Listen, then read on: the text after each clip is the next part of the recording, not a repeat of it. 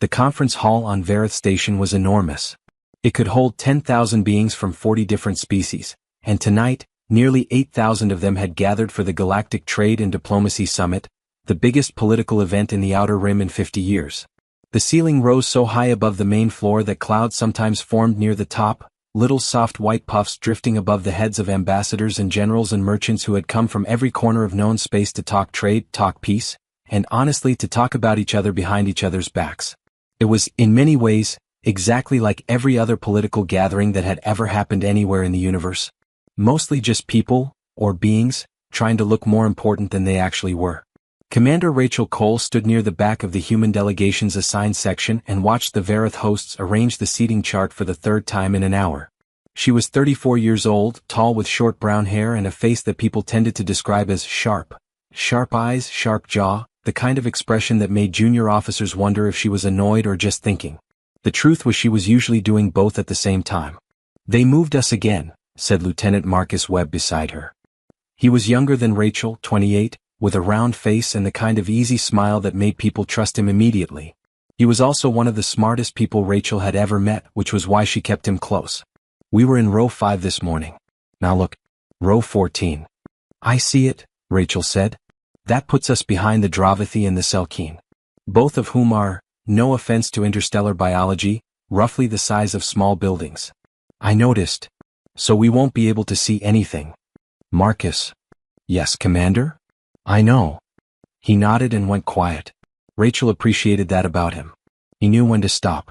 The truth was the seating arrangement was not an accident. It was, like most things at events like this, a message. The Galactic Assembly, the loose governing body that theoretically represented all spacefaring species, had 41 full member species. Humanity was member 41. They had been granted membership 7 years ago, after making first contact with the Vareth through a rather chaotic incident near Jupiter's orbit that had involved a mining shuttle, a malfunctioning beacon, and a lot of shouting in languages nobody understood at the time. 7 years was not very long. Humanity was, by every measurable standard, the newest and least established member of galactic civilization. Their fleet was small. Their territory was a single solar system. Their technology, while clever, was considered by most other species to be charmingly primitive, something like finding a child who had built a working radio out of scraps and thinking, "Oh, how cute, look what the baby made." This was something Rachel had heard, in various polite phrasings, approximately 400 times since joining the diplomatic corps. She did not find it cute. "Ambassador Harlow is looking for you," Marcus said, glancing at his wrist display. "Tell him I'm doing a security sweep." "You're not doing a security sweep." "Then tell him I was." Ambassador David Harlow was 62 years old and had devoted his entire life to the careful, patient, exhausting work of making other civilizations take humanity seriously. Rachel respected him enormously. She also found him slightly too willing to accept the small indignities that got heaped on the human delegation with a kind of gracious diplomatic silence that she personally found maddening. She understood why he did it. You did not make friends by being angry. You made friends by being patient and useful and present. She understood that completely. She just wished, sometimes, that being present did not require standing in row 14 behind two species that were each roughly the size of a small building. Across the hall, the Dravathi delegation was already seated in their first row positions, their wide gray bodies occupying 3 chairs each, their flat faces arranged in the expression of supreme, settled confidence that Rachel had come to think of as the face of a species that has been here a long time and intends to make sure you know it. The Dravathi had been spacefaring for 11,000 years. They had 17 colony systems. They had a fleet of 400 warships. They were, by most measures, the dominant military power in the Outer Rim. They also found humanity absolutely hilarious. It had started at the last summit 2 years ago, when a junior Dravathi diplomat had made a joke during a side panel about human propulsion technology. He had described Earth's most advanced starships as admirable attempts by a young species. The room had laughed. It had been a polite laugh, the kind of laugh that people make when something lands right at the border between funny and mean, and everyone decides to let it go because it is easier than being uncomfortable. Rachel had not laughed. But she had also said nothing because Harlow had given her a look that very clearly communicated, "Do not say anything." Since then the jokes had gotten less polite. "Commander Cole." The voice came from her right. She turned and saw a Dravathi officer she did not recognize, young by Dravathi standards, which meant he was probably only 300 years old, with gray skin pulled tight over a broad skull and black eyes that caught the light in a way that reminded her of polished stone. He was wearing the uniform of a military attaché but had the posture of someone who was used to people moving out of his way. I am Senior Attaché Vorel. I believe we have a panel discussion together tomorrow morning. That's right, Rachel said. Comparative defense capabilities. Yes. He said the word the way someone might say yes when they were really thinking. Of course, let us go through the motions. I understand you will be presenting the human fleet's current specifications. Correct. I look forward to it. He smiled. It was not a warm smile. I am told human ships are very earnest. Rachel looked at him for a moment. Earnest, she repeated. Determined, he said like he was being generous. Given your resources. Given your age as a species. It is, honestly, impressive that you have built what you have in so short a time. Thank you, Rachel said. I mean it as a compliment. I know you do. She turned back to the hall. Vorel stood beside her for another moment, then moved on, apparently satisfied. Marcus watched him go. Ernest, Marcus said quietly. Yep. That's a new one. Add it to the list. The list was long. Humans had been called earnest, ambitious, scrappy, promising, young, enthusiastic, primitive, adorable, resourceful for their age, and, on one memorable occasion by a Selkeen merchant who had apparently meant it as a real compliment, surprisingly not terrible. Rachel pulled up the itinerary on her wrist display and scrolled through tomorrow's schedule. The panel at 0900 hours. Lunch with the Vareth Hosting Committee. An afternoon session on trade route negotiations. And then, at the very end of the day, something that had only been added to the schedule 48 hours ago, listed with almost no detail. Special session, restricted access, Dravathi request, agenda, human territorial assessment. She had flagged it to Harlow. He had told her it was probably routine. Territorial assessments happened when a new species was expanding beyond its home system, which humanity had barely begun to do. It was likely just paperwork. She had the feeling it was not just paperwork. But she let it go because that was what you did. You let things go and you waited and you watched and you paid attention and you built your case and then, when the time was right, you acted. That was what she had always done. It was, she had been told by her father when she was 12 years old, the single most important skill a human being could have. Her father had learned patience from a very unusual source. He had spent 30 years working for a classified branch of the Earth government that most people did not know existed. He had studied something old. Something enormous. Something that had been sitting at the bottom of the Pacific Ocean for 700 years, wrapped in silence and darkness and a material that no one on Earth had been able to properly analyze even with the best technology they had. Before he died he had told Rachel two things. The first was, be patient. The second was, when they laugh at us, remember what we have in the water. She had never fully understood what he meant. She had always assumed it was some kind of metaphor. Some old man wisdom about resilience or hidden strength. She was about to find out it was not a metaphor at all. The panel the next morning went exactly as Rachel had expected, which was to say it went badly in a way that was dressed up to look polite. The conference room was set up for about 60 people. There were representatives from 12 species, plus human, sitting in a horseshoe arrangement around a central presentation area. Rachel had prepared her presentation carefully, clean data, real numbers, honest assessments of where human technology was and where it was heading. She presented the UES Meridian, humanity's most advanced warship. 300 meters long. Fusion drive. Rail-based weapons systems. Point defense network. Crew of 412. It had taken Earth 12 years and most of its current defense budget to build. There were 3 of them in service. She was 2 minutes into the presentation when she heard it. A sound from the Dravathi section. A low, soft noise almost like a breath, but with a specific rhythm to it that she had come to recognize. It was the Dravathi equivalent of a suppressed laugh. She kept talking. By the time she finished and opened the floor for questions, Senior Attaché Vorel was already leaning forward. Thank you, Commander Cole, he said. Very thorough. I have a few questions. He paused in a way that told her the pause itself was part of the performance. Your vessel, the Meridian, has a top speed of 0.32 light? Is that correct? In open space, yes. Our standard patrol craft achieves 0.78. He said it without any particular expression. That was somehow worse than if he had been smiling. Your weapons range rail-based, you said? Maximum effective range of approximately 1,200 kilometers. In standard engagement scenarios, yes. Our secondary armament has an effective range of 40,000 kilometers. Another pause. I do not raise these comparisons to be unkind. I raise them because this panel is called Comparative Defense Capabilities, and it is important that we are honest with one another about where everyone stands. He folded his wide hands on the table. Humanity has made remarkable progress. We recognize that. But I think it is also fair to say that, in terms of what is relevant to galactic security discussions, your current military capacity places you more in the category of civilian infrastructure than active defense. The room was quiet for a moment.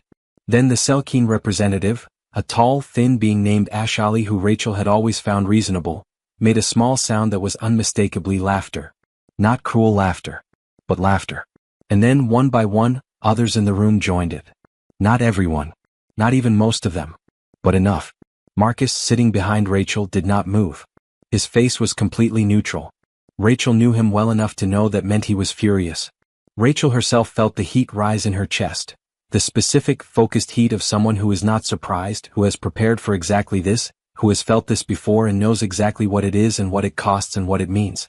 She waited for the sound to settle. Then she said very calmly, "You're right that our current fleet specifications are modest by galactic standards. That's an honest assessment and I appreciate you making it." She held Voral's black stone eyes.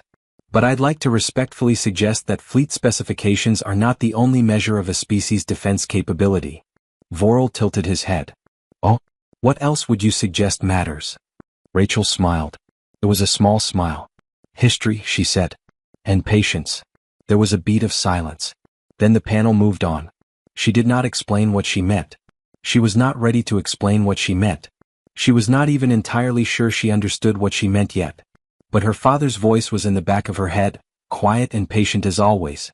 "Remember what we have in the water." The restricted session that evening took place in a smaller room, 2 levels below the main conference hall, with no windows and a security seal on the door that the Vareth hosts had installed at the Dravathi delegation's request. There were 16 people in the room. 3 Dravathi including Voral. 2 Selkeen. For Vareth. And the human delegation, Rachel, Marcus, Ambassador Harlow, and their legal advisor, Dr. Sandra Okafor. Harlow sat at Rachel's left. He was a tall man, broad-shouldered, with white hair and the kind of face that had settled into permanent careful dignity. He had been doing this his entire adult life and it showed in the way he sat, completely still, composed like a stone that had decided it was a diplomat. "Thank you all for attending this special session," said the Vareth host, a senior administrator named Viril, purple-skinned with 4 arms and a voice like water running over smooth rock. "This session was requested by the Dravathi delegation to discuss a matter of territorial and security concern regarding human expansion in Sector 7. Rachel made a note on her pad. Sector 7. That was the region near the edge of Earth's solar system where humanity had established its first 2 deep space relay stations and 1 small research outpost on a dead moon. "We have received reports," Voral said, picking up smoothly, "from our long-range survey teams operating in Sector 7. These reports describe anomalous structures in the deep field near your outer system boundary. Structures that do not match any known human construction profile." Harlow frowned gently. "I'm not sure what you mean. We have registered relay stations and a research facility in that sector. All of which were reported to the Assembly upon construction." "Yes. And those are accounted for." Voral placed a data chip on the table. The room's central display activated, showing a 3-dimensional map of Sector 7. There were the relay stations marked in green. There was the research outpost also green. And there, further out, far further out than anything humanity had built, was a red marker blinking slowly. "This is not accounted for." The image expanded. The red marker resolved into a shape. A structure. It was massive. The scale indicator at the bottom of the display read the thing at approximately 11 kilometers in length. It was dark, the color of old iron, and its shape was angular and deliberate and deeply strange. It sat in the void with no lights and no apparent power signature. It looked, Rachel thought, like someone had taken a series of enormous blades and welded them together at violent angles, and then left it all to rust for a very long time. "What is that?" Harlow said. "That," Voral said, "is what we are asking you." The room was silent. Rachel stared at the image. 11 kilometers. 11 kilometers long, dark, angular, ancient, and sitting at the edge of humanity's solar system. She thought about her father. She thought about the Pacific Ocean. She thought about 30 years of classified work. And she had the sudden, breathtaking, terrifying thought that maybe, Maybe she knew exactly what it was. HFY, she said very quietly to herself, in the old phrase her father used to use when something enormous was about to become real. Marcus leaned close. Commander? She looked at the image on the screen. The dark shape in the void. 700 years of silence. I think, she said quietly, we need to make a phone call. The phone call Rachel needed to make was not the kind of phone call you made on a regular channel. It was not the kind of call that went through the standard diplomatic communications array, or the assembly relay network, or even Earth's military frequency. It was the kind of call that required a specific 7-digit code that had been given to Rachel by her father 2 months before he died, written on a piece of actual paper in actual ink, folded into a square no bigger than her thumbnail, and pressed into her palm with the instruction. Only use this if you see something that doesn't make sense and you think I would recognize it. She had carried that piece of paper for 11 years. She excused herself from the session under the pretense of a medical issue, not ideal, but the fastest exit she could manufacture, and went 3 corridors away to a secure communications booth that the human delegation had set up on arrival. It was a small gray room with 1 chair, 1 console, and a signal scrambler that Marcus had built himself from parts that, technically, were not supposed to be assembled the way he had assembled them. She sat down, entered the 7-digit code, and waited. It rang 4 times. Then a voice she had never heard before answered. Mel. Older. Careful. Authentication code, please. She read the second set of numbers from the paper. Pause. Then, Commander Rachel Cole. We've been wondering when you'd call. You know who I am? Your father briefed us before he passed. He said you were the most likely person in the diplomatic corps to eventually encounter something that would require this line. A short pause. We've been monitoring the Dravati survey data. We saw the image before you did. We've been watching that object for 48 hours. Then you know what it is, Rachel said. Another pause. Longer this time. Commander, what I'm about to tell you is classified at the highest level of Earth government security. What I'm about to tell you has been classified for 693 years. There are 11 people on Earth who know the complete picture. After today, you will be one of them. Rachel sat very still. Tell me. The voice on the other end took a breath. In the year 1332, during the height of what you would call the late Middle Ages, an object entered Earth's atmosphere over the Pacific Ocean. It did not crash. It did not burn up. It landed. Deliberately. In deep water, approximately 900 kilometers west of what is now the California coast. Pause. It was observed by a small number of people on a Polynesian fishing vessel. Their accounts were preserved in oral tradition for 300 years before being written down. By that point, everyone who heard the story assumed it was mythology. But it wasn't. No. In 1891, during a deep-sea cable-laying operation, workers found something on the ocean floor at a depth of approximately 4,000 meters. Something large. Something metallic. Something that, according to the original survey reports, which still exist in a vault in Geneva, was, in the words of the lead engineer, of no earthly construction. Rachel said nothing. The object was too deep to retrieve with 1891 technology. It was documented and then, essentially, kept secret by a small group of government officials who understood that making it public would be complicated. Across the following decades, various expeditions visited the site. Each one learned a little more. Each one kept quiet. By 1943, a dedicated government program had been established to study it. Your father joined that program in 1978. He never told me what it actually was, Rachel said. He told me it was large. He told me it was not from Earth. He told me it was important. But he couldn't. Even within the program, full disclosure was compartmentalized. Your father knew his section. The complete picture required clearance he didn't have. The voice paused. The object is a ship, Commander Cole. It is approximately 11 kilometers in length. It is made of a material that our best analysis suggests is an alloy of elements that exist in our periodic table but which have never been found in natural combination on Earth. It has been sitting at the bottom of the Pacific Ocean for 693 years. Rachel felt the air in the booth get very still. Is it still intact? Not only intact. Approximately 60 years ago, our researchers managed to access the interior for the first time. It took us 22 years to figure out how to open the door. A sound that might have been a dry, tired laugh. What we found inside was, Commander, I'm going to need you to understand that what I'm about to describe is not science fiction. This is documented, verified, tested, and real. Understood. The ship is armed. Heavily armed. in ways that our current scientists can only partially understand, but have been able to partially operate. It has power systems that are still active after 7 centuries. It has navigation systems. It has, another pause, something that our xenolinguists eventually identified as crew quarters, designed for human-proportioned beings. Rachel closed her eyes for a moment. The ship was built for humans, she said. Or built by humans, the voice corrected quietly. Or both. We don't know its origin.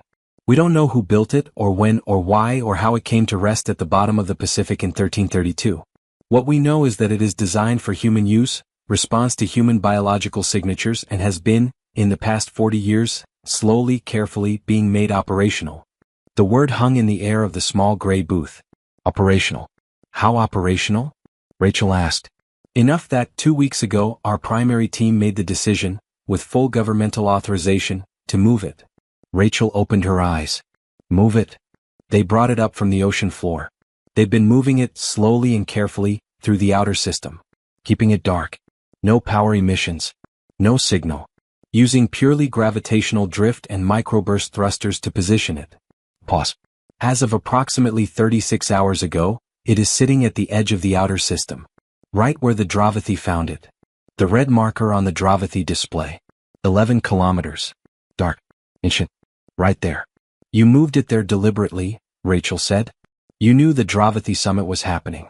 You knew there would be a confrontation about Sector 7. You put it there deliberately.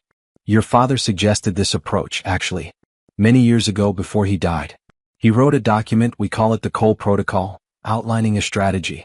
The basic idea was this. If humanity was ever going to be taken seriously by the galactic community, it could not happen through diplomacy alone. Not in the short term. We don't have the fleet, the territory, or the history. But if there was a way to demonstrate, clearly, undeniably, that humanity was not what other species assumed us to be, then the table changes, Rachel said. Yes. She sat with that for a moment. Her father's careful, patient voice in her memory. His face across a kitchen table when she was 12, telling her that patience was the most powerful thing a person could have. That sometimes the most important things were the things you didn't say yet. He had known. All along. He had known what was at the bottom of the ocean and what it might one day mean. And he had raised his daughter to be exactly the person who would be standing in this booth, on this station at this exact moment. What's the ship called? She asked. A long pause. We found a designation plate inside. Our xenolinguists worked on it for 6 years. The language is unusual, ancient. It shares certain root structures with no known Earth language, but our best translation of the designation plate reads roughly as follows. The voice on the other end was quiet for a moment. The unbroken. Rachel breathed in slowly through her nose. The unbroken. 700 years at the bottom of the Pacific Ocean and it had not broken. 693 years of silence and darkness and cold and pressure and it was still there, still intact, still, apparently, ready. What do you need me to do? She asked. We need you to buy us 48 hours. Whatever is happening in that session, whatever the Dravathi are pushing for, delay it. Stall. Create procedural objections, request independent verification, anything. We need 48 hours to finish the final power-up sequence. Power-up sequence, Rachel repeated. There is one system we have not yet been able to fully activate. The primary weapons array. Our team has been working on it for 3 years. We believe, our lead engineer is 90% confident, that we can have it online within 48 hours. Rachel thought about Voral's face. The way he had said earnest. The way the room had laughed during the panel. What happens when it's online? She asked. Then the Unbroken will be the most dangerous ship in this sector of the galaxy. Pause. Possibly the most dangerous ship anyone in this part of the galaxy has ever encountered. Rachel stood up. She smoothed the front of her uniform. She folded her father's piece of paper and put it back in her pocket. 48 hours, she said. 48 hours, Commander. She ended the call. For a moment she stood in the small gray booth, alone, and felt the full weight of it settle over her. The history, the secret, the responsibility, the sheer improbability of this moment. 700 years. An ancient ship in the ocean. Her father spending his whole life studying it, knowing what it might become, shaping his daughter into the person who would be here.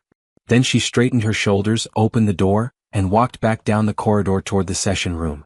She had 48 hours to stall the most politically aggressive species in the Outer Rim. She had done harder things. Probably. When she returned to the session room, Harlow raised an eyebrow at her.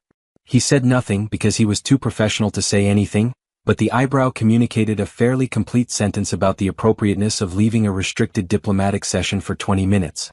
She sat down beside him and leaned very slightly toward his ear. "I need you to trust me," she said very quietly. "Completely. Without explanation right now. For the next 48 hours. He looked at her. Those steady, experienced eyes, full of a lifetime of reading situations. He had known her for 5 years. He had seen her work. He had once told her that she reminded him of her father, whom he had met briefly at an Earth government function 15 years ago. He gave a very small nod. On the display the Unbroken was still blinking. Red. Still. Patient. Now, Vorel was saying, regarding the question of what this structure is and who it belongs to, we have 2 options. Either humanity provides a complete and transparent explanation of what this object is and how it came to be in Sector 7, or the Assembly will be required to authorize an independent Dravati survey mission to investigate the structure directly. This was the threat. This was what the session was actually for. The Dravati wanted authorization to send their ships to the Unbroken. To board it. To take it apart. To know what it was. And if they got there before it was ready, before that weapons array was online, they would find an 11-kilometer ship with no active defenses, crewed by 0 people, operated by a small remote team from Earth with only partial understanding of its systems. It would not go well. Rachel leaned forward. "Ambassador," she said, addressing Vorel in the formal diplomatic register. "I appreciate the Dravati delegation's concern regarding unidentified structures in the outer system. Humanity takes that concern seriously. Then you will provide the required explanation?" "We will provide a complete explanation, yes. At the appropriate time." Vorel's black eyes fixed on her. "What determines the appropriate time?" "Standard procedure," Rachel said. She pulled up a data file on her pad and slid it across the table.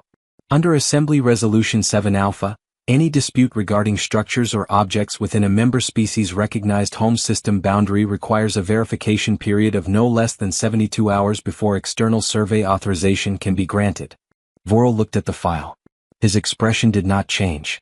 Resolution 7 Alpha applies to established territories. Sector 7 is not within your officially recognized home system. "That is actually what's in dispute," Dr. Okafor said from Rachel's right, smoothly, right on cue. Rachel had sent her a 2-sentence message during the walk back to the room. Sandra Okafor was the best legal mind on the human delegation and she had clearly read those 2 sentences, understood the general direction Rachel was heading, and prepared herself. Under the original terms of humanity's assembly membership, our home system boundary was defined as the heliosphere boundary, which, per the updated stellar cartography standards of last year, actually extends further into Sector 7 than previously mapped. We can provide the revised boundary documentation, but it will take, she checked her pad with an expression of perfect professional calm, approximately 48 hours to pull from our main archive. Vorel was very still. He was not stupid. He knew they were stalling. He could probably see the shape of it clearly enough. But the shape of it was dressed in the correct legal language, presented with the correct documentation references, delivered without any aggression or emotion, just the calm, patient machinery of diplomatic procedure. Which was, Rachel knew, almost impossible to fight without looking like you were trying to bully a junior member. Which the Dravati were, of course, absolutely doing. But they couldn't be seen to be doing it. "Very well," Vorel said finally. 48 hours. He said it the way someone says a deadline they intend to keep. Not as a concession. As a clock. Rachel nodded. "We appreciate the Assembly's patience." After the session ended and the room had cleared, Marcus fell into step beside her in the corridor. He waited until they were well clear of anyone who might be listening. "What's in the water?" he said. She glanced at him. "You said that. In the session. Quietly. Of SYMJHY. And you had that look you get when you know something I don't, which, for the record, I find professionally insulting and personally fascinating." He paused. "What's in the water, Commander?" She thought about it for a moment. Then she said, "Something that is going to change every single thing about how this species talks to us." Marcus walked beside her in silence for a moment. "Good change or terrifying change?" he asked. "Both," Rachel said. "Okay." He nodded. "Both is fine. Both I can work with." The 48 hours were the longest of Rachel's life, and she had once spent 31 hours pinned in a collapsed building after an earthquake in Ankara, so she had a meaningful reference point. She could not sleep. She spent the first night in the small sitting room of the human delegation's quarters, her back straight against the wall, drinking black tea and reviewing everything her father had ever told her, everything she had dismissed as vague wisdom and was now re-evaluating as carefully measured briefing. He had told her once that the ship's interior was cold.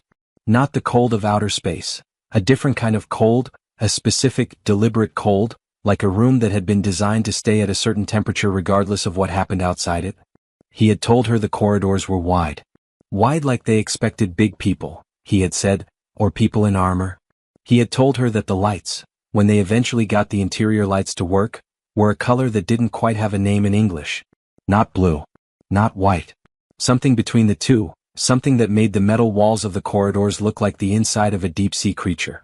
He had told her that when the research team finally managed to open the main weapons bay, after 18 years of trying, and saw what was inside, 3 of the researchers had to leave the ship and sit on the ocean floor in their pressure suits for an hour before they could write anything down. She had asked him why. He had said, because what was in there it was beyond what we expected. Way beyond. And it made us realize something that took a while to accept. What did it make you realize? He had looked at her with his quiet, patient face. That whoever built that ship was not afraid of anything. She thought about that now. In the small sitting room with the Vareth station humming quietly around her, 48 hours ticking away. At 0300 hours she got a message from the Earth contact. Text only short. Primary systems at 78%. On schedule. She wrote back, confirmed. Stall holding. At 0600 hours, Marcus appeared in the doorway with 2 cups of coffee. Real coffee from the small stock they'd brought from Earth, because whatever the Vareth served in their refreshment stations was technically a beverage but bore no useful relationship to coffee, and sat down across from her. You should sleep, he said. I know. You're not going to. No. He handed her the coffee. They sat in companionable silence for a while, which was one of the genuinely useful things about Marcus. He was good at silence. Most people weren't. Most people felt silence as something that needed to be fixed. Marcus treated it like weather. You just sat in it. Can I ask you something? He said eventually. Yes. When this is over, whatever this is, are we going to be in trouble? She considered this honestly. Possibly. With the assembly? Potentially. With the Dravathi specifically? Definitely for a while. And then I think not. He turned his cup in his hands. Why not? Because the thing that changes how you feel about someone is when you realize you were wrong about them. Not when someone tells you you're wrong. When you see it. She looked at the wall. Humans have been telling the assembly we're not what they think for 7 years. It hasn't worked. Telling people doesn't work. Showing them, she paused, showing them is different. What exactly are we showing them? She looked at him. That we were never the youngest species in this part of the galaxy. Not really. And that the history we carry is a lot older and a lot heavier than anyone knew. Marcus was quiet for a moment. 700 years, he said. At least. You think it's older than that? I think the Pacific Ocean is very deep and we've only had the technology to properly survey it for about 40 years. And I think that whatever built that ship, whoever built that ship, may have a history that goes back a lot further than 1332. She paused. My father thought so. He was pretty sure of it, actually. He just didn't have enough data to prove it before he died. Marcus looked at her with that expression he sometimes got, the one that looked like ordinary interest but was actually processing at high speed. So you're saying? I'm saying we don't know. We might never know. And right now it doesn't matter. She stood up, stretched, felt the specific discomfort of a night spent not sleeping in a station chair. What matters right now is that there is an 11-kilometer ship that responds to human biological signatures sitting at the edge of our solar system. It has a weapons array that our engineers are bringing online in, she checked the time, approximately 37 hours, and in 41 hours we are going to walk back into that session room and tell the Dravathi delegation what it is. And what are we going to tell them it is? Rachel drank her coffee. The truth, she said. The day passed with the particular grinding slowness of days that you are desperate to get through. Rachel attended the scheduled trade sessions. She smiled and nodded and made diplomatic noises. She ate lunch with the Vareth hosting committee and listened politely to 45 minutes of detailed discussion about the Varetha's very impressive new mining rights legislation in the B4 system, which was genuinely interesting and which she absorbed approximately 0% of because 37 hours had become 32, and 32 was becoming 28, and the clock was loud inside her chest even when everything outside was quiet. Vorel watched her across rooms. He was not subtle about it. He had decided she was hiding something, which she was, and he had decided the correct approach was to make her aware that he knew she was hiding something, the theory apparently being that this would make her nervous and therefore more likely to make mistakes. It was a reasonable strategy. It would have worked on most people. Rachel had been hiding this thing, or carrying the knowledge that this thing existed, for 11 years. She had a fairly high threshold for being made nervous by someone's meaningful glances. At dinner, he appeared beside her at the food line. "Commander Cole," he said. "How is your documentation retrieval progressing?" "Well, thank you," she said. "I look forward to the session tomorrow." He paused. "I want to be very clear that whatever the object is, whatever explanation humanity provides, the Dravathi delegation will need to be fully satisfied before we can consider the matter closed." "Of course," Rachel said. "Fully satisfied," he repeated, like she might have missed the word the first time. "I heard you the first time, Ambassador Vorel," she said, and she met his black stone eyes and held them, and she did not look away, and she did not smile, and she did not do any of the small physical things that people do when they are trying to make a more powerful person comfortable. He held her gaze for a moment. Then he moved on. She filled her plate and went to sit with Marcus. "He's worried," Marcus said. "Good," she said. "Why good?" "Because worried means he's paying attention. And I want his full attention tomorrow." At 0200 hours that night, her communication device vibrated. Text from the Earth contact. Primary systems at 94%. Weapons array initialization beginning. Final sequence estimated, 14 hours. The session was in 19 hours. She messaged back, "Can you make it 18? Pause. "We'll try." No promises. She lay in the dark of her quarters and stared at the ceiling and thought about her father, and the document he had written, the Cole Protocol, and the 40 years he had spent working in classified basements and pressurized research stations at the bottom of the Pacific Ocean, learning the secrets of a ship that had come from somewhere that nobody understood, built for people who were, apparently, human or human enough. She thought about the designation plate. The Unbroken. She thought about what it must have been like to be the engineer who saw the weapons bay for the first time, who had to go sit on the ocean floor for an hour before they could write anything down. What had they seen? She was going to find out. Not tonight, but soon. A SCIFI, she thought. Here we go. She closed her eyes. She did not sleep, but she rested, which was the next best thing, and at 0600 hours she got up and put on her uniform and brushed her hair and looked at herself in the mirror for a long moment. Her father's eyes looked back at her. Patient. Ready. She nodded at her reflection and went to do the work. The final hours of the 48 were the worst. At 0900, with 10 hours to go before the session, Rachel received an emergency message from the Earth contact. Not the usual text.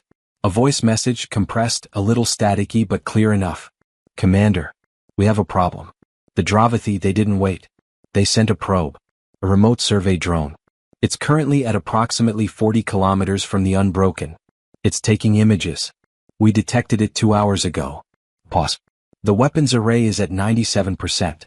We estimate full activation in approximately 4 hours.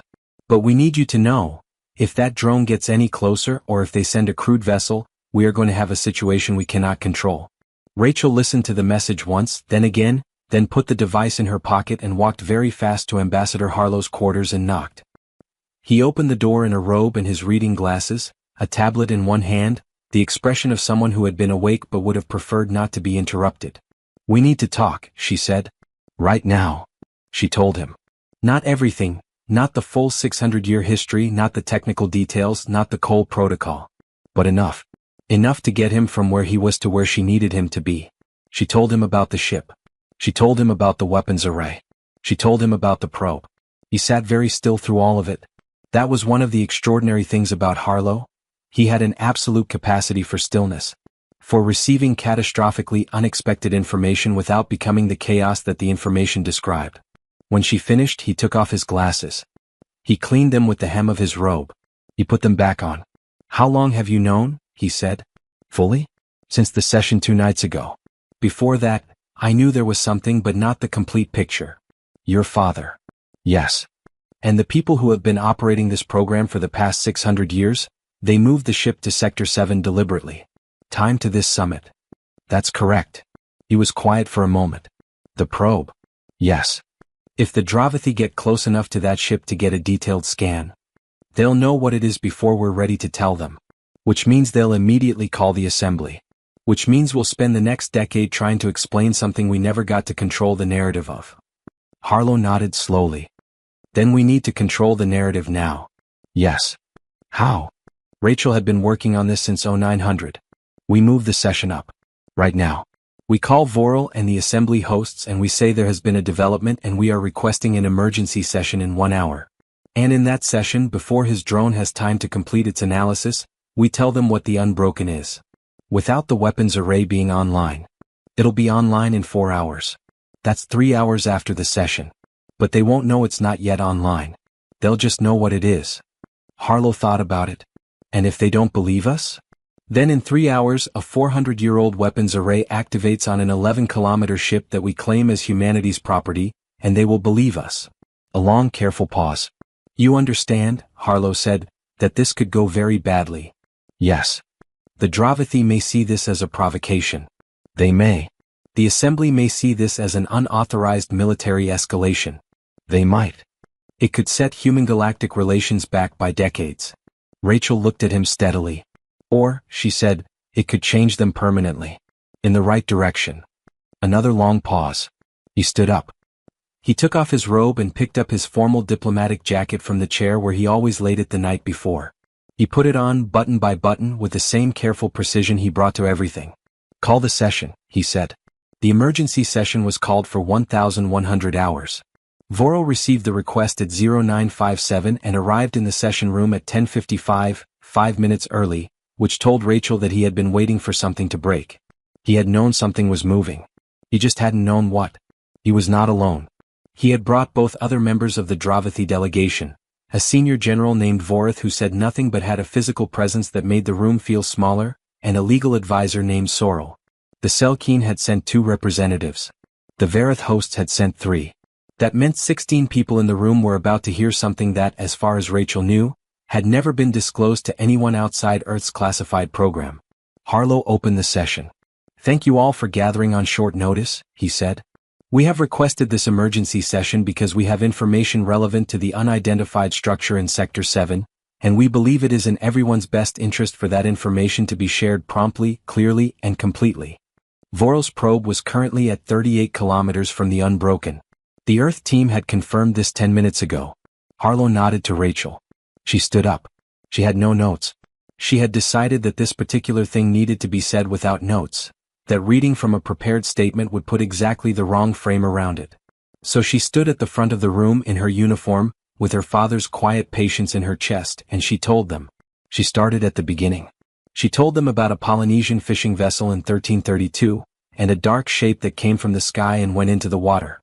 She told them about the 1891 cable workers and their impossible report. She told them about the program that had been quietly running for nearly 150 years, the rotating teams of scientists and engineers working in pressurized stations at the bottom of the Pacific Ocean, learning the language of a ship that had been waiting in the dark for 600 years. She told them about the designation plate and what it said. She told them about the weapons bay and what the engineers had seen when they finally opened it, and here she paused because she herself did not yet know the full details of the weapons bay, only that it had made 3 experienced researchers need to sit on the ocean floor for an hour, and she said exactly that, in those terms, and watched the room process it. She told them about the Cole Protocol. About her father. About the decision to move the unbroken to the edge of the outer system, deliberately timed to this summit. And then she told them what the unbroken was. It is a warship, she said. It is 11 kilometers in length. It is made of materials our engineers have spent 6 decades analyzing and still do not fully understand. It has power systems that have been running continuously for at least 693 years. It has weapons systems that are, based on our best analysis, significantly beyond anything currently in service in this part of the galaxy. She paused. And it responds to human biological signatures. It was designed for us. It belongs to us. We do not know who built it or exactly when or why they left it in our ocean. But we know what it is.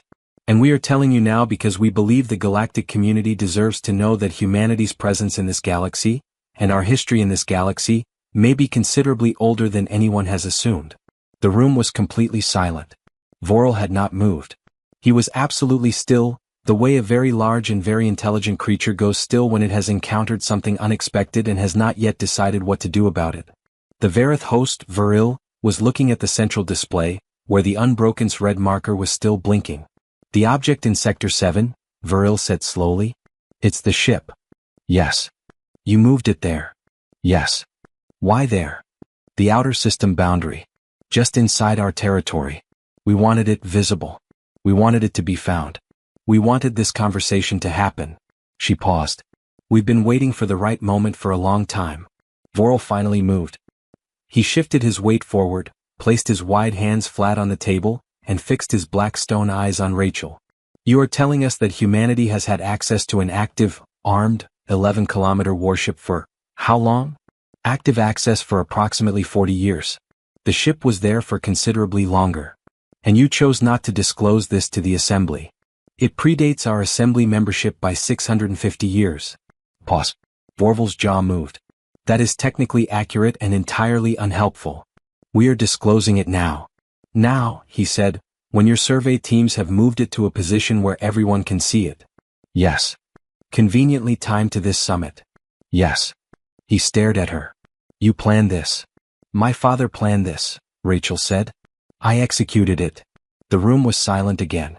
And in the silence, Rachel heard something change, not in any way she could have pointed to, not in any sound or movement, but she felt it the way you sometimes feel a change in weather before it arrives. A shift in the air. A realignment of pressure.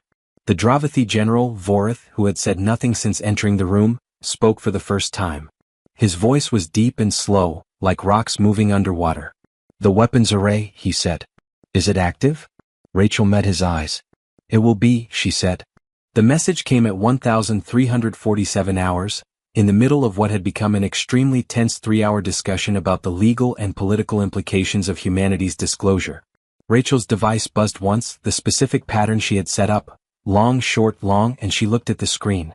97%, 100%. The Unbroken is awake. She read it twice. Then she put the device face down on the table and returned her attention to the room, where Vorel was in the middle of a detailed argument about Assembly notification protocols. The Assembly Full Council will need to be convened, Vorel was saying. A disclosure of this significance, an undisclosed armed vessel of this scale in member territory, requires a full council review. We would be looking at a minimum 60-day assessment period before any resolution can be. The ship is now fully operational, Rachel said. She said it quietly. No drama. No emphasis. Just a statement of fact inserted into the room like a key going into a lock. Vorel stopped mid-sentence. Everyone in the room turned to look at her. As of approximately 6 minutes ago, Rachel said, the Unbroken's weapons array has completed initialization. All primary systems are now online. The ship is fully operational. The silence that followed was a different kind of silence from all the previous silences in this session. The earlier silences had been the silence of shock, or processing, or careful political calculation. The silence was something else. It was the silence of a room full of beings who had just been handed a piece of information that physically changed their relationship to the space around them. Because now it wasn't just an old ship in the dark. Now it was an active, armed, fully operational 11-kilometer warship at the edge of Earth's solar system, and everyone in the room, everyone in this galaxy who knew anything about ship design and weapons technology, was suddenly doing the math and finding that the math did not work out the way they had always assumed it would. Vorel said very slowly, "Show us." Rachel looked at Harlow. He gave a small nod. She activated the central display. The Earth team had prepared a feed, a live visual feed from the drone that had been orbiting the Unbroken at a distance. They had been authorized to broadcast it to the session room's secure channel. The image that appeared on the display was, Rachel had to admit, even having mentally prepared for this moment, extraordinary. The Unbroken, fully powered, was not the dark, inert shape it had been in the Dravathi survey image. It was lit now. Not with the light of running lights or navigation beacons or the familiar glow of a starship's operational systems. The light was that thing her father had described, not blue, not white, something between the two, something that had no good name in English, rising from seams in the hull like light from the bottom of a very deep and very old ocean. The angular geometry of the hull, those violent, deliberate blade-like angles that had seemed almost random in the dark, now revealed itself as something else. As design. As intention. The ship was shaped like a weapon. Not like a ship that carried weapons. Like a weapon itself, from bow to stern, every angle calculated to do something, to mean something, to be something that the universe would have to reckon with. 11 kilometers of it. Glowing with that blue-white light. Awake. The room was silent for a very long time. Vorel was staring at the screen. He had the expression of a man, or a Dravathi, who had spent a long time being certain of something and was now having that certainty reorganized at a fundamental level. It was not a pleasant expression. It was not supposed to be. General Vorith was leaning forward, his massive body still, his flat face unreadable but his eyes moving across the feed with the focused attention of a career military officer encountering something genuinely unprecedented. "What is the weapons yield estimate?" Vorith said. Not to Vorel. To Rachel. "We're still calibrating," Rachel said. "Our engineers have been working from partial understanding for decades. We don't yet have a complete operational picture. But our best current estimate suggests," she paused, choosing the words carefully, "the primary weapons array is capable of output that exceeds anything currently in service in this sector." "By how much?" Another pause. "Significantly." "Define significantly." She looked at him steadily. "Our engineering team's best estimate is that the primary weapons array, fully deployed, would be capable of engaging and destroying a Dravathi fleet group, a standard fleet group of 20 to 30 vessels, at a range of approximately 200,000 kilometers. The silence that followed that statement had a texture to it. Like ice just before it breaks. 200,000 kilometers, Vorith said. Approximately. Your best estimate. Our engineers are careful people. They don't overstate. He looked at the screen. At the ship. At the light coming out of it, that strange, ancient, nameless light. He was quiet for a long moment. "Caro," he said. It was a Dravathi word Rachel didn't recognize, said under his breath, not really to anyone. She did not ask what it meant. But from the way every Dravathi in the room reacted to it, a slight tightening, a shared stillness, she suspected it was something along the lines of, "Well, that changes things." Vorel looked away from the screen finally and looked at Rachel. And for the first time in the 3 days she had been in this station with him, the expression on his face was not the expression of someone who felt confident about the distance between their position and her position. "How many of these ships are there?" he said. Rachel thought about this. She thought about it honestly. "We know of one," she said. Pause. "Know of one." "Yes." "Meaning there may be more." "Meaning we know of one." "The Pacific Ocean is very large. The galaxy is considerably larger. We are still," she let a very small pause happen, looking. The session broke for 2 hours after that. People needed to make calls. The Dravathi needed to confer. The Varith hosts needed to contact the Assembly Council and begin the process of convening an emergency session. The Selkeen representatives disappeared entirely and did not explain where they went. Rachel and Marcus walked to the human delegation's common room and sat down. Marcus poured water from the station dispenser, not as good as coffee but at least it was water, and handed her a glass. 200,000 kilometers, he said. That's the estimate. Is that accurate? She thought about it. Our engineers said 90% confident on the weapons yield estimate. They're careful people. She drank some water. But I may have emphasized the lower end of the confidence interval. The actual estimate range starts higher. Marcus was quiet for a moment. How much higher? The upper bound of the estimate is approximately 400,000 kilometers. Another silence. Right, Marcus said. He drank his water. And there might be more of them. I said we know of one. Which is true. Completely true. You just implied there might be more. I implied we are still looking. Which is also true. We are always looking. Humans look at everything. It's what we do. She set down her glass. I didn't say we'd found anything else. But you didn't say we hadn't. No, Rachel agreed. I didn't say that either. Marcus smiled. It was not his easy, warm smile. It was a different smile, quieter, with something at the back of it that she recognized as the particular satisfaction of watching a very long-running situation finally arrive at its turning point. Your father would have loved this, he said. She felt the truth of that land in her chest, warm and a little painful, the way the best things usually were. Yeah, she said. He would have. The Assembly Emergency Council session was convened for the following morning. Word had spread, not the full details, not the technical specifications, but the basic shape of it. Humanity had a ship. An old ship. A very old, very large, very capable ship. By evening, Rachel had received 47 messages from various species representatives requesting meetings. By midnight it was 62. She responded to none of them. At 0100, she sat on the narrow bed in her quarters and allowed herself, for the first time in 3 days, to feel something other than focused strategic attention. To just sit with it. The weight of it. The history. 700 years. A ship built by someone, for humans or by humans or both, waiting in the dark water at the bottom of the Pacific Ocean while humanity struggled through plagues and wars and revolutions and industrialization and space travel and first contact, slowly, painfully slowly, building the capacity to even find it and then to understand it. And now it was awake. And the galaxy knew. She pulled out her father's paper. Unfolded it. Read the 7 digits she had memorized 11 years ago. Then read the second set of numbers below them. And below those, in handwriting so small she needed to hold it close to the light, a line she had read many times but which now, for the first time, she felt she truly understood. The ship was not left for us by accident. Someone knew we would need it. Trust that. She sat with that for a long time. Then she folded the paper back up and put it in her pocket and lay down and, for the first time in 4 days, slept. The Assembly Emergency Council session was held in the main hall, the enormous hall with the cloud-forming ceiling, now packed not with 8,000 beings but with the council members and their essential staff, approximately 340 beings from 41 species, and every single one of them had, in the past 12 hours, been briefed at least partially on what humanity had disclosed. The air in the hall was a specific kind of charged. The kind that happened when a room full of very powerful people had all independently processed something genuinely unprecedented and had arrived at the room with their calculations still running. Rachel sat with the human delegation in their assigned section, which had been moved, without comment, from row 14 to row 3.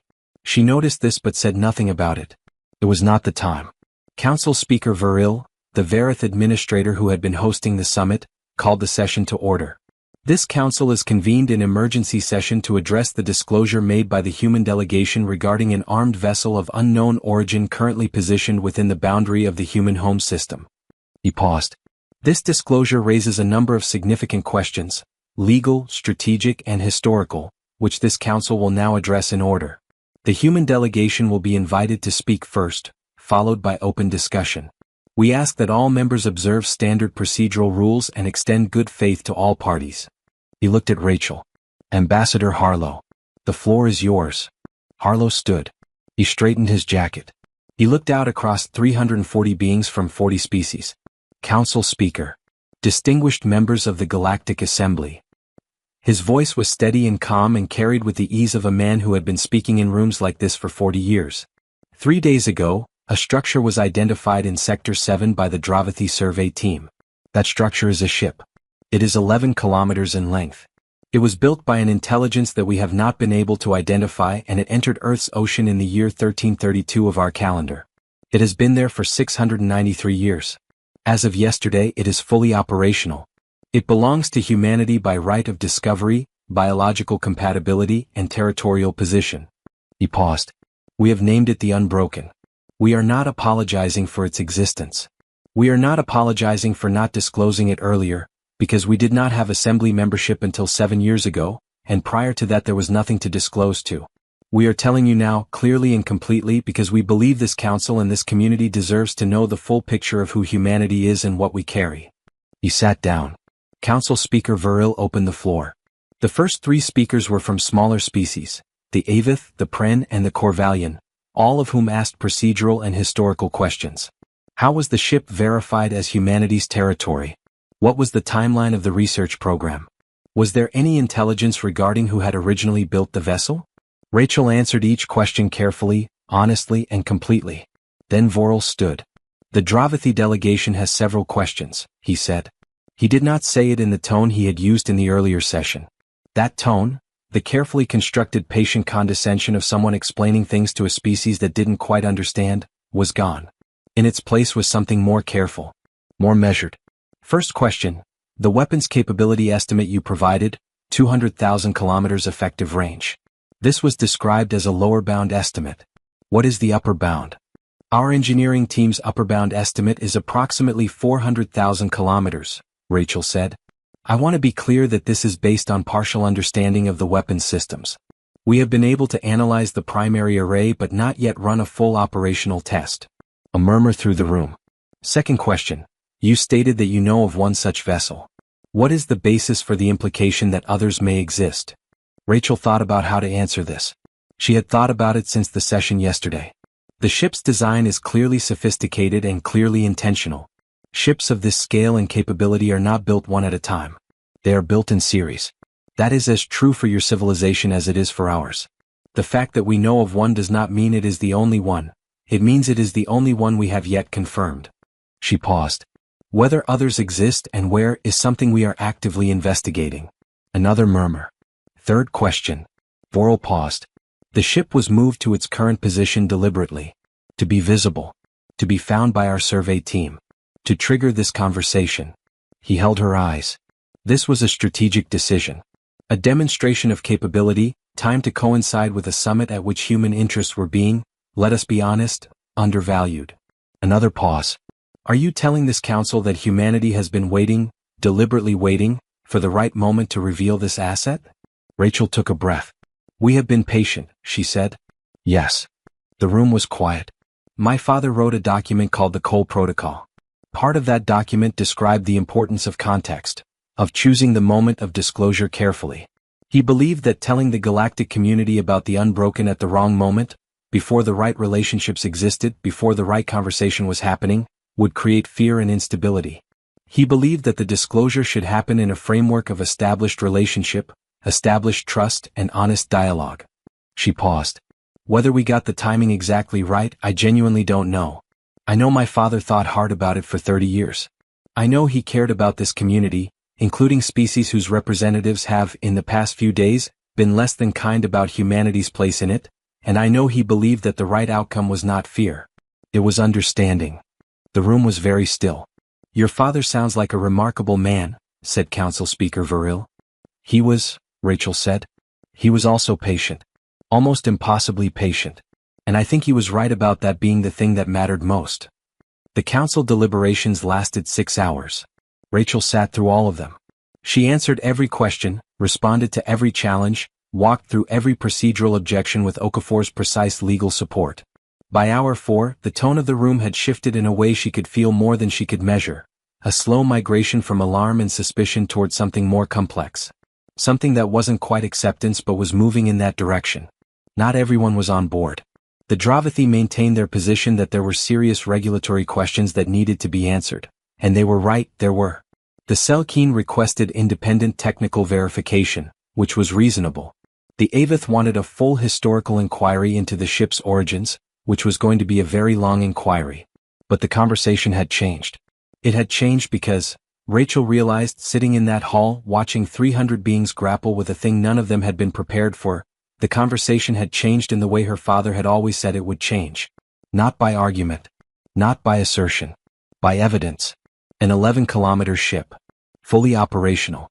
Awake and lit with that old, ancient, nameless light. You could argue against claims. You could dismiss assertions. You could mock earnest attempts and pat a small species on the head and send them to row 14 and pretend that the rankings were fixed and permanent and immovable. But you could not argue with the Unbroken. Not anymore.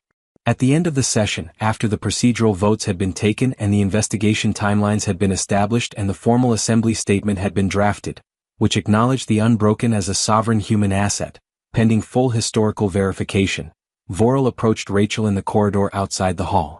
He was alone. No aide, no general, no legal advisor. Commander Cole, he said. Ambassador Vorel. He was quiet for a moment. The corridor was relatively empty, a few staff members moving past, but no one within easy listening distance. He looked at her with those black stone eyes and she waited. At the panel, he said. 2 days ago. I described human technology as, I used the word earnest. You did. I also implied that your fleet's capacity placed you in the category of civilian infrastructure. You did. Another pause. He stopped. Started again. In 11,000 years of Dravathi spaceflight, we have not encountered a vessel of this age and capability in our own territory or anyone else's. We have not encountered a vessel that responds exclusively to the biological signatures of a species we classified as, he paused again, young. The word clearly cost him something to say. I made assumptions. Based on visible evidence. Based on what we could see. I did not account for what we could not see. Rachel looked at him steadily. That's usually where the important things are, she said. What you can't see. He was quiet. Yes, he said finally. I am beginning to understand that. He held her gaze for another moment. Then he nodded once, a short, formal Dravathi nod that she understood from her briefings, was a gesture of acknowledgement. Not quite an apology. Not quite respect. Something in between. He walked away. Rachel stood in the corridor for a moment after he left. Then Marcus appeared at her elbow. "How are you feeling?" he said. She thought about it. "Like we just moved something very heavy that's been sitting in the same place for a very long time," she said. "And it's going to take a while to figure out where it's supposed to go from here. But it's moving." "Yeah," she said. "It's moving, Carol." Finally. 3 weeks after the council session, Rachel was on the Unbroken for the first time. Getting there had required a shuttle from a temporary station that Earth's program had hastily constructed at the outer system boundary, a functional but completely minimal structure that looked, compared to the 11-kilometer ship it served, like a tugboat parked next to a cathedral. The shuttle ride took 40 minutes. The entire time she could see the Unbroken through the viewport, growing from a distant angular shape to something that filled the entire frame of the window, and then to something so large that the viewport couldn't contain it at all. Up close, the hull was extraordinary. The material was darker than it appeared in the feed, less like iron and more like something that had decided to absorb light and keep it. In the seams between the hull plates, that blue-white light pulsed slowly. Not evenly. Not mechanically. Almost like breathing. "You're being very quiet," said Dr. James Reyes, her guide for the visit. He was the current lead engineer on what the program internally called Project Unbroken. A thin man in his late 50s with the specific physical bearing of someone who had spent 20 years working in cramped pressurized spaces and had adapted his body accordingly. Compact. Precise. He moved through the shuttle like someone who was used to moving through space that didn't have quite enough room. "Most people are quiet on the approach. First time." "I was going to ask you about the weapons bay," Rachel said. "Of course you were." He smiled, slightly tired. "Everyone asks about the weapons bay." The shuttle docked at a pressurized airlock on the ship's dorsal surface, one of 12 airlocks that had been identified and made operational in the past 40 years. The docking process felt nothing like docking with a human-built station. The airlock opened with a smoothness and a precision that made the comparable systems on Earth's best ships feel approximate. Like the difference between a door hung by someone good and a door hung by someone exceptional. The corridor beyond the airlock was lit with that nameless light. The walls were the same dark hull material, smooth, slightly warm to the touch despite the cold of space outside, which should have been impossible and was apparently just one of the many things about this ship that was impossible. The ceiling was 3 meters high. The corridor was 2.5 meters wide. Large, as her father had said. Designed for people in armor, maybe. Or people who needed to move fast with equipment. "The interior temperature is maintained at exactly 18 degrees Celsius, Reyes said as they walked. "We don't know how. The heating system, if that's what it is, doesn't appear to use any energy from the main power plant. Or not any energy we can detect. It's a separate system that we haven't been able to locate physically. We know it exists because the temperature is stable. We just don't know where it is." "How many systems are there like that?" He thought about it. 8 that we've identified. Systems we can confirm are working but can't locate the mechanism for. The heating is one. The atmospheric maintenance is another. The interior atmosphere is perfectly calibrated for human respiration, which, again, we don't know how. We've been the only ones inside this ship for 40 years and the atmosphere has been correct since the day we opened the door. Before that, presumably for 6 centuries. He glanced at her. "The ship knows we're here. I don't mean that metaphorically. The biometric sensors in the airlocks identify human signatures specifically. The lights adjust based on human visual range. We're pretty sure there are sound systems we haven't found yet that are tuned to human hearing frequency. The ship was built to have humans inside it." Rachel walked beside him and let that settle. "Where are we going first?" she asked. "I thought," he said, "we would start with the bridge." The bridge was at the forward end of the ship, 3 levels up from the main corridor in a space that, Rachel stopped in the doorway when she saw it, because she had not been prepared despite being prepared. The room was large. Not enormous by the standards of the ship, but large, roughly circular, about 30 meters across, with a ceiling that curved upward to a point about 10 meters above the floor. The walls were not walls. They were transparent. Not glass. The material was different, slightly darker, slightly more present, the way old glass has a quality that modern glass doesn't. But transparent, and through them in all directions except directly behind her was space. The outer system. Distant and cold and vast and full of the particular beauty of deep space, which is not the kind of beauty that is comfortable or warm but is undeniably, absolutely real. In the center of the room was a raised platform. On the platform were seats, 7 of them, arranged in a pattern that was not quite a semicircle and not quite a straight line but something between the two. The seats were made of the same dark material as the hull. They were the right size for humans. They had restraint systems that Reyes said had taken 3 years to figure out how to operate. And at the front of the platform, at the main position, the command position, clearly from its placement and orientation, was a console. The console was active. It had been active since the power-up. It displayed information, readings, data, feeds from the ship's external sensors, in a visual format that the program had spent 20 years working to interpret. They had gotten maybe 60% of it. Rachel walked to the command seat and stood beside it. She did not sit in it. Not yet. Has anyone sat in this seat? She asked. No, Reyes said. We've had a policy. We wanted the first person to sit in the command seat to be the right person. Someone with full context. Full authorization. He paused. We've been waiting for you, Commander, since your father first proposed the Cole Protocol. She looked at the seat, at the console, at the space beyond the transparent walls. The weapons bay, she said. Tell me before I sit down. What did the researchers see when they opened it? Reyes was quiet for a moment. He was looking at the floor, then at her, then at the console. Have you ever heard of a Dyson swarm? He asked. A theoretical structure. A collection of satellites or stations built to surround a star and collect its energy. Right.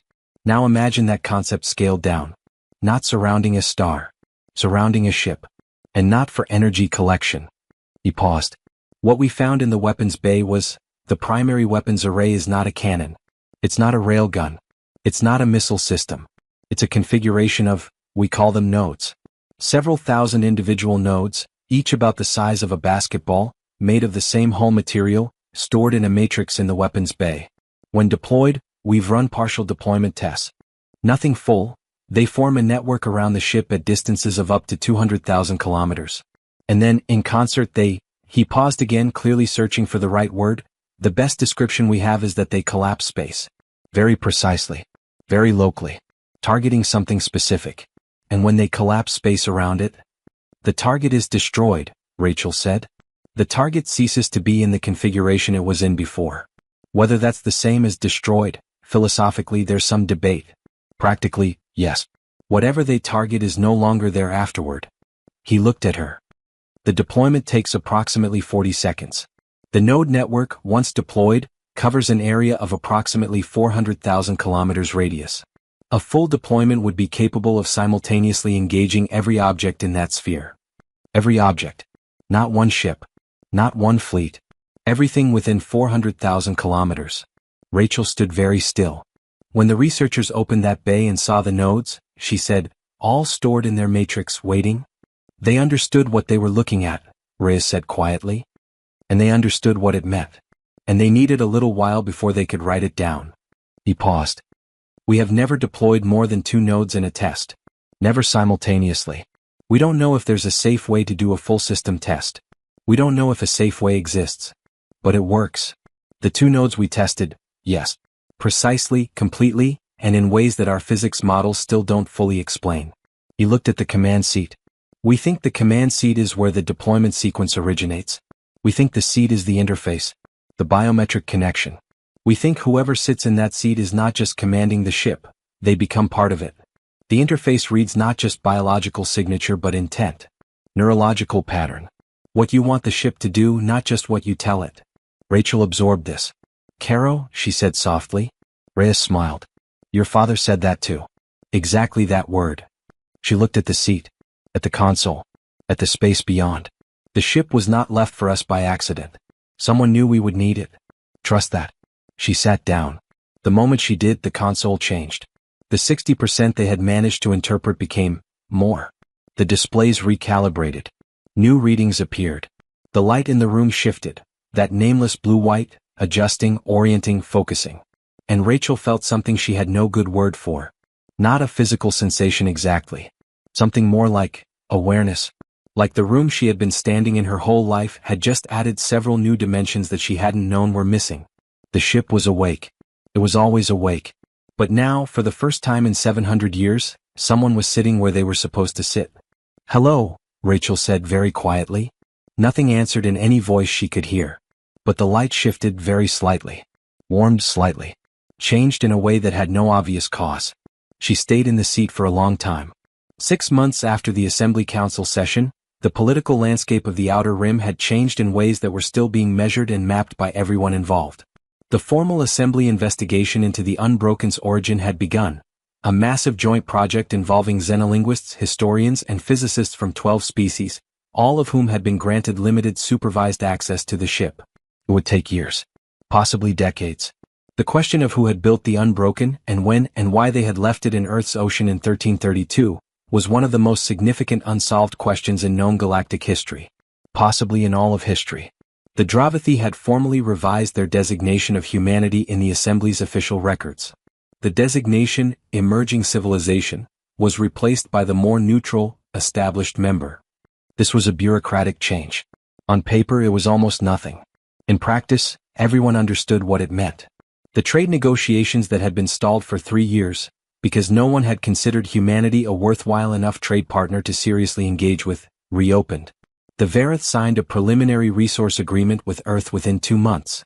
The Selkeen requested a formal defense partnership discussion that everyone understood was actually a request to understand more about the Unbroken without asking directly.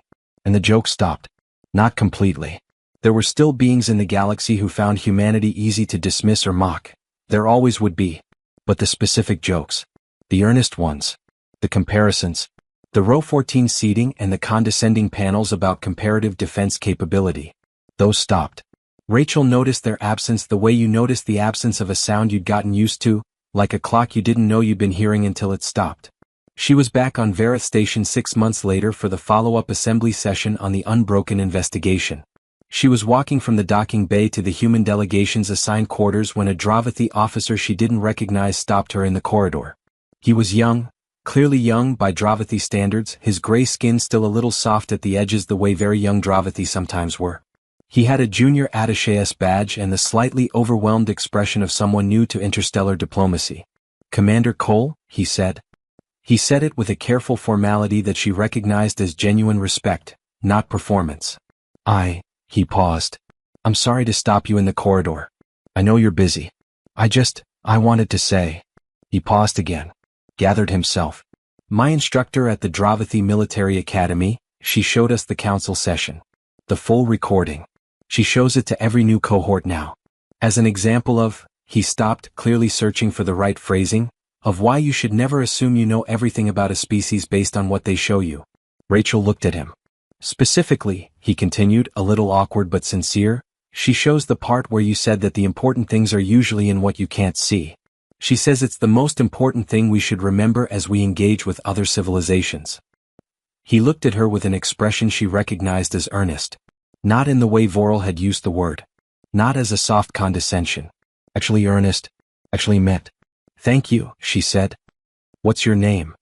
"Attaché Vorvan," he said. "Vorvan. Tell your instructor I appreciate the lesson being shared." He nodded, a little flustered, and moved on. Rachel watched him go. Marcus fell into step beside her. "That was nice," he said. "It was. The next generation is paying attention." "They always are," Rachel said. "That's what the next generation does. The question is what they're paying attention to." 4 months after that, 10 months after the summit, almost a year since Vorel had called her ships Ernest, Rachel received a communiqué from a source she had not expected. It came through the formal Assembly diplomatic channel. Flagged as personal correspondence. Sender, Vorel, Senior Attaché, Dravathi Delegation.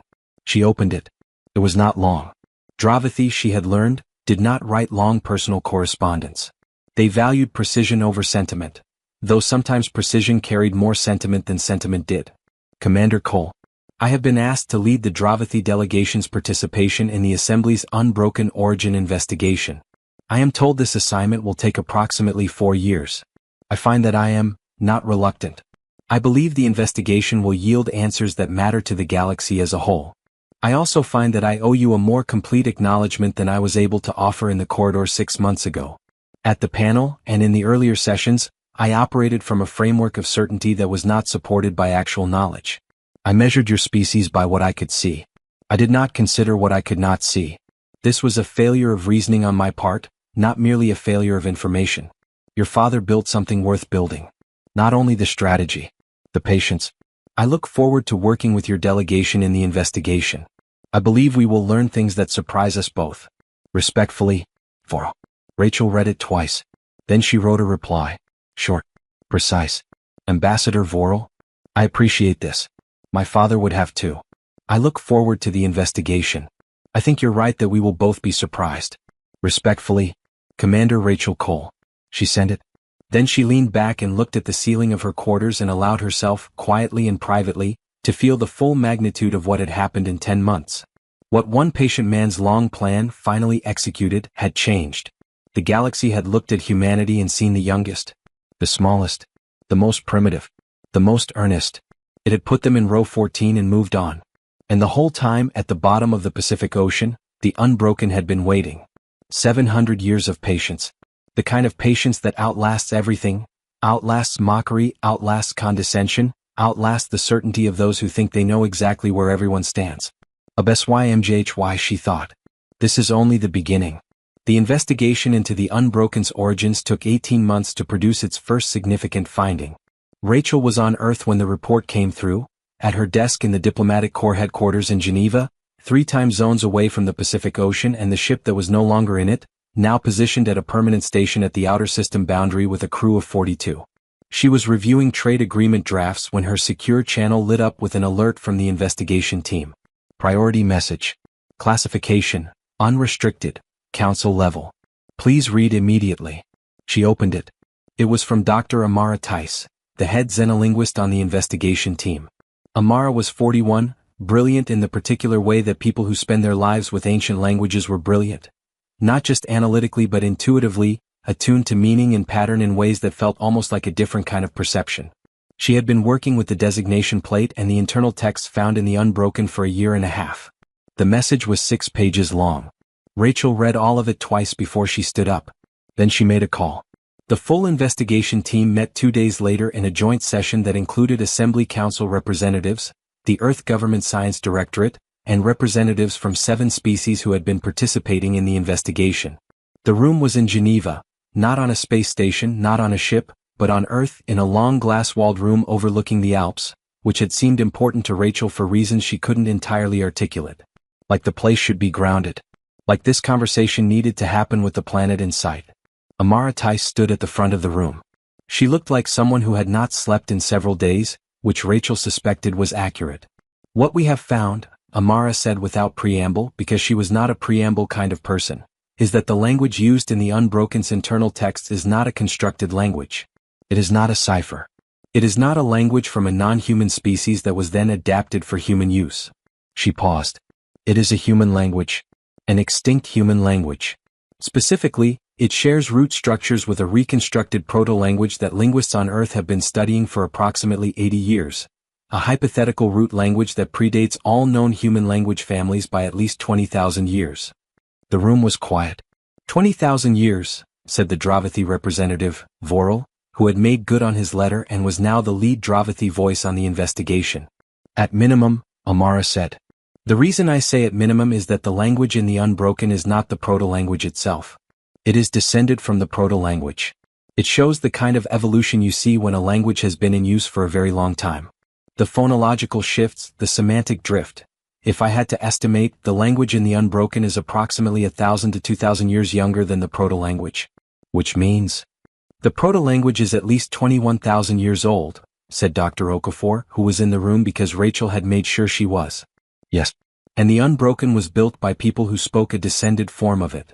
The alpine light came through the glass walls and lay across the long table in pale winter gold. What does this mean, Rachel said, for the question of when the Unbroken was built? Amara looked at her. It means the Unbroken was not built 700 years ago. It was not built 1,000 years ago. She paused. Based on the linguistic dating, combined with the material analysis of the hull composition, which has also now been completed, our best estimate for the construction of the Unbroken is, she took a breath, between 15,000 and 20,000 years before the present. Silence. The kind of silence that is not just the absence of sound but the presence of something very large and very old that has just moved into the room. 20,000 years, said the Varith Council representative. Best estimate, Amara said. With significant confidence. The lower bound is 15,000. We do not have a reliable upper bound. Vorel leaned forward. At 20,000 years ago the Dravathi were, he paused and Rachel could see him doing the math, privately recalibrating an enormous number of assumptions. The Dravathi were not yet a spacefaring species. We achieved spaceflight approximately 11,000 years ago. Yes, Amara said. And humans, the humans of 20,000 years ago, had no recorded civilization. By our historical records, by Earth's own historical records 20,000 years ago humans were hunter-gatherers, said Dr. Okafor. By the historical record we had before this. By the record you had before this, Amara said quietly. Yes. Rachel had known this was coming. She had read the report twice. She had had 2 days to process it. She still felt it land in her chest with the weight of something genuinely staggering, not just the fact of it but the implications. The questions that it opened, each one bigger than the last. Someone, humans or human-like beings 20,000 years ago, had built a ship. Not a simple ship. Not a beginning attempt. A ship that put everything the galaxy currently had to shame. A ship that had been designed with weapons systems that the best engineering minds of the present day still could not fully explain. A ship that maintained its own atmosphere and temperature and responded to human biological signatures across 20 millennia of change. 20,000 years of human history that nobody had known about. 20,000 years of human capability that had been sitting at the bottom of the Pacific Ocean while civilization built itself up from nothing around it. There's more, Amara said. Everyone looked at her. We found in the interior of the ship, in a section we had not previously been able to access, which opened 2 months ago, she brought up an image on the room's display screen. This. The image showed a room. A large room, deep inside the ship. The walls of the room were covered in text. Not random text, organized text. Structured text in that ancient descended proto-language. Columns and sections and what appeared to be tables of data. It's a library, Amara said. Or the closest thing. We've been working on translation for 2 months. We have approximately 12% of it. But what we have, she took a breath, what we have suggests that the Unbroken is not the only ship. It was never the only ship. The text describes, based on our current translation, a fleet. The word landed in the room the way words sometimes do when they carry a weight that is out of proportion to their size. Fleet. How large a fleet? Rachel asked. Amara looked at the display. Then at Rachel. Based on the sections we've been able to translate, and I want to be clear, 12% is a small sample and this could be revised significantly as more translation is completed. The text appears to describe a fleet of approximately 200 vessels. 200 ships like the Unbroken. Not in the Pacific Ocean. Not in any ocean on Earth. The text did not describe where they were. It described them. Their designations. Their roles. Their specifications. And one thing that Amara read from her notes with the careful, precise voice of someone who understood exactly what they were saying. Each ship in the fleet had a name. The Unbroken was one. The others had names too. Names in that ancient language that Amara's team was slowly, painstakingly translating. Names that, when translated, were all the same kind of thing. Not descriptions of technology, not references to power or speed or capability. Something else. Qualities. The enduring. The patient. The relentless. The clear-eyed. The unyielding. The long memory. The faithful. And one more, the largest, the one listed at the head of the fleet in the organizational structure of the text. The one who waits. What do we do with this? Ambassador Harlow asked the question 2 days after the Geneva session. He was sitting in Rachel's office in the Geneva Diplomatic Building, which was a real office. She had finally been given a real office, with real windows overlooking the city after the year she had had. He had a cup of coffee and the expression of a man who had been doing very complex math in his head for 48 hours. Rachel was at her desk. She had the translation files open in front of her. 12% of a library that described a 20,000-year-old human fleet. We tell the council, she said. All of it. Yes. He was quiet for a moment. This will, he searched for the right word, this will change the dynamic. Significantly. A single ship changed everything. 200 ships. We don't have 200 ships, Rachel said. We have one. The others are, wherever they are. We don't know. The text doesn't say where they are. We know they existed. We don't know if they still exist. But the implication. The implication is that humanity has a history we didn't know about. A civilization we didn't know about. One that built things that changed the ceiling on what we thought was possible. She looked at him. That's important information. For us. For the assembly. For everyone who's been trying to understand where we all came from. She paused. And yes, it changes the dynamic. Permanently.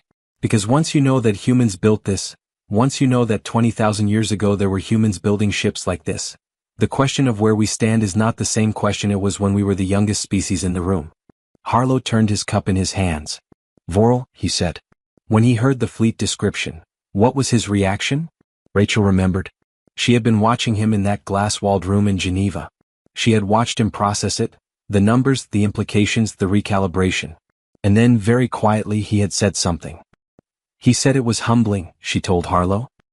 He said it in Dravathi, but Vorel's aide translated it afterward.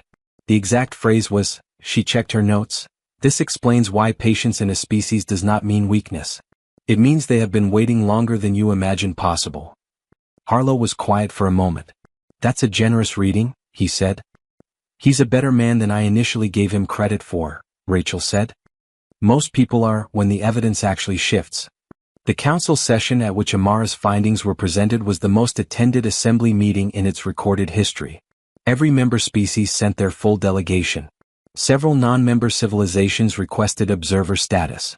The session had to be moved to the main hall, the same enormous hall where the original summit had taken place, nearly a year and a half earlier.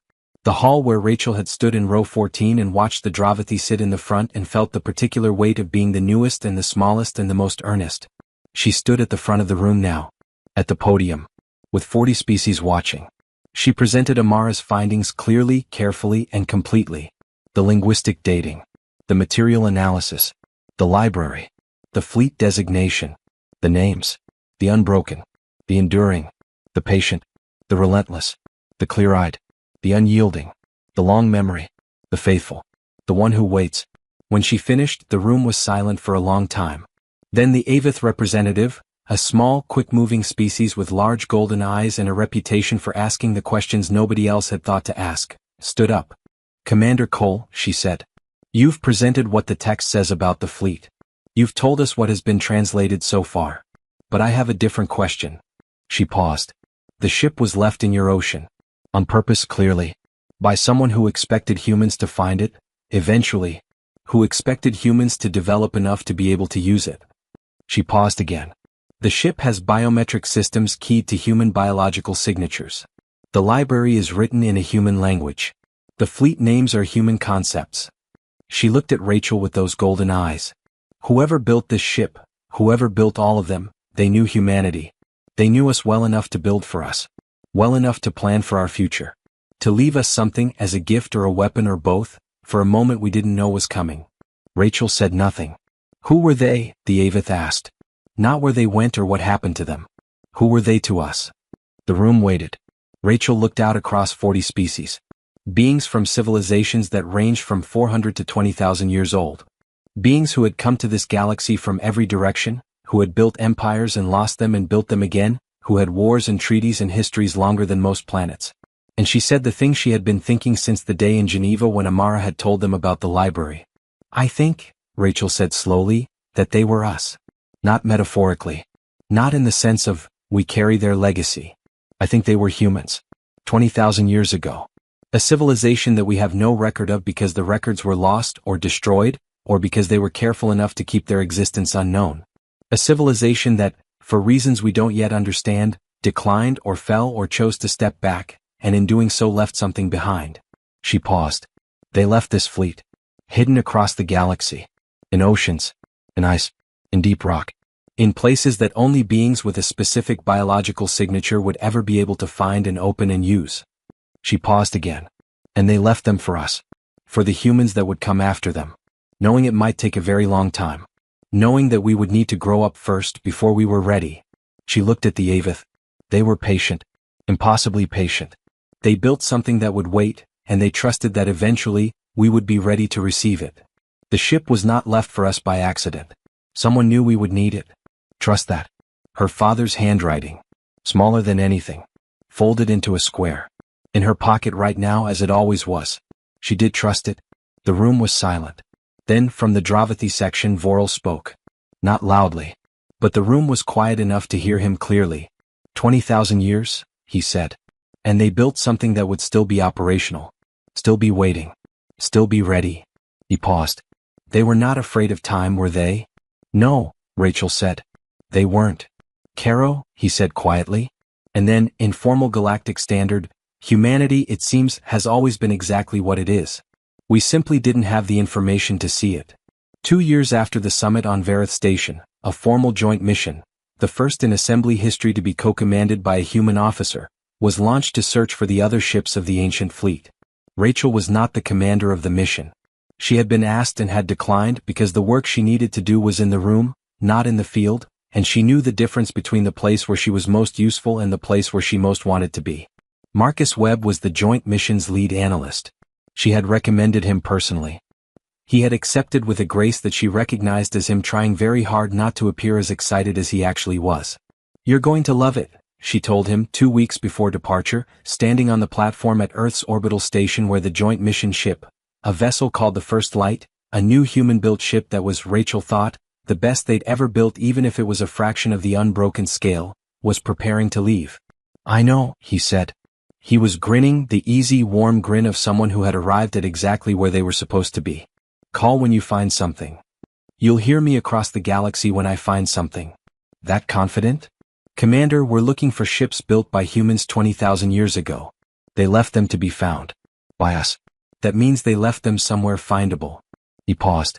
"Also, I have 3 Dravathi mathematicians, 2 Selkeen deep-scan physicists, and an Avath xenolinguist.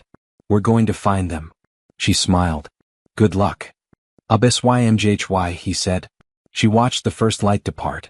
Watched it grow small and then disappear into the vast dark. Then she went back to work. The work, in the months that followed, was different from what it had been. Not easier, if anything, harder, in the way that complexity always increases as you get deeper into something. But different in its texture.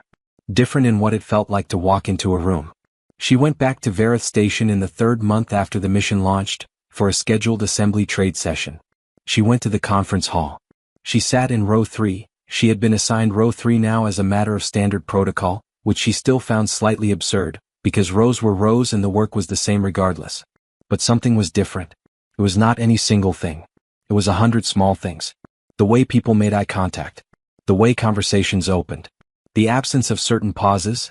The specific pauses that used to happen when a human representative said something and the room needed a moment to decide how seriously to take it. The presence of new pauses. Pauses of a different kind. The kind that happened when someone important was about to speak and the room wanted to hear it. At one point during the session, a debate broke out between the Dravathi and Selkeen delegations over a technical definition and an interstellar shipping protocol. It was not a dramatic debate, just the ordinary grind of 2 large civilizations with different frameworks trying to find common ground. It went on for 40 minutes without resolution. Then the Vareth host, Viril, turned to Rachel. "Commander Cole," he said. "Your delegation has been quiet. Do you have a perspective?" She looked at the 2 sides of the debate. She looked at the specific technical disagreement. She thought about it for about 30 seconds. "Yes," she said. She offered a solution. It took about 3 minutes to explain. It was not a brilliant solution or a complex one. It was the kind of solution that comes from looking at a disagreement from outside both positions and seeing the shape of what both sides actually needed, which was often simpler than what either side was asking for. The room was quiet for a moment. Then the Dravathi lead negotiator nodded. The Selkeen representative said after a moment, "That is workable." The debate was resolved. Viril turned to the next item on the agenda. Rachel sat back in her chair and did not make any outward expression about any of it. But inside, very quietly, she noted it. Noted the precise quality of the moment. Row 3. Her opinion requested. Her solution accepted.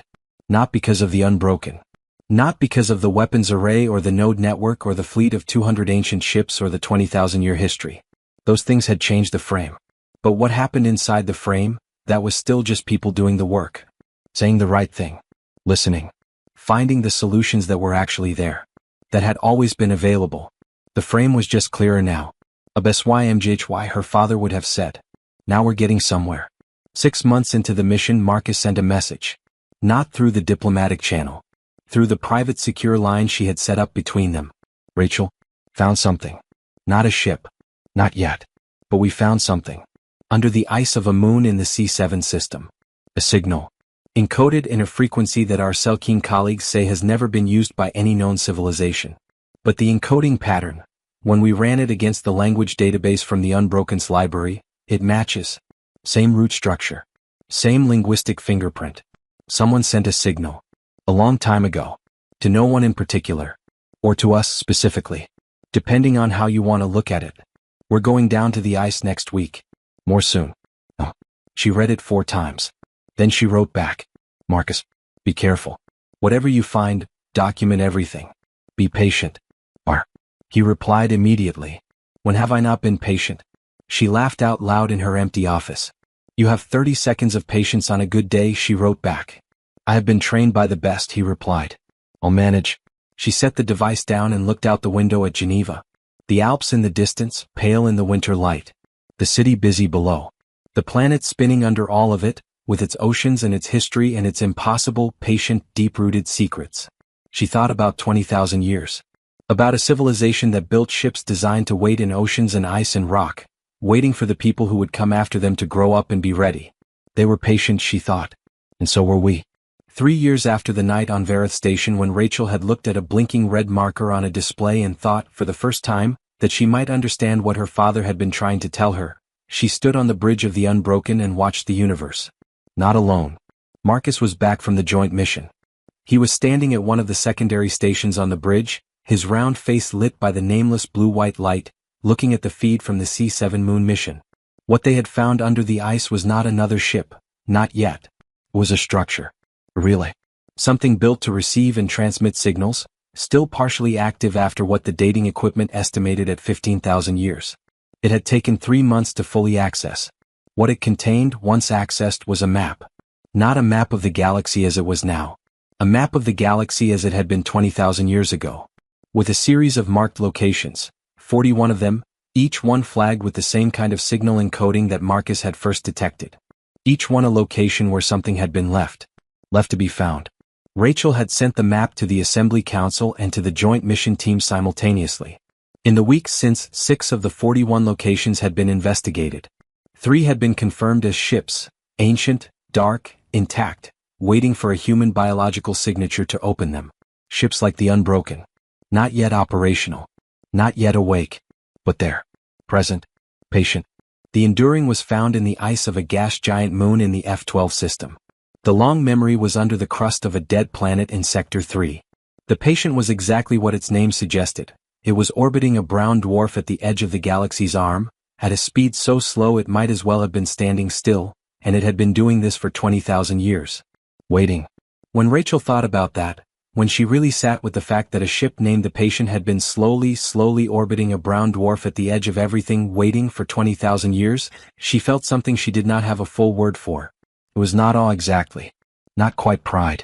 Something older than both of those, something that lived at the base of her chest and had no name in any language she knew, though she thought it might have a name in that ancient one. What are you thinking about? Marcus asked.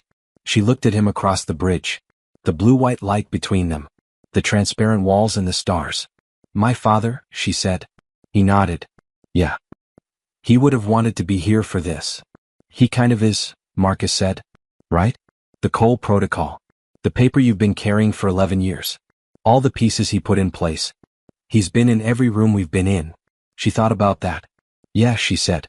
He has. She turned back to the stars. The outer system spread out beyond the ship's transparent bridge walls, cold and huge and full of things that were still unknown.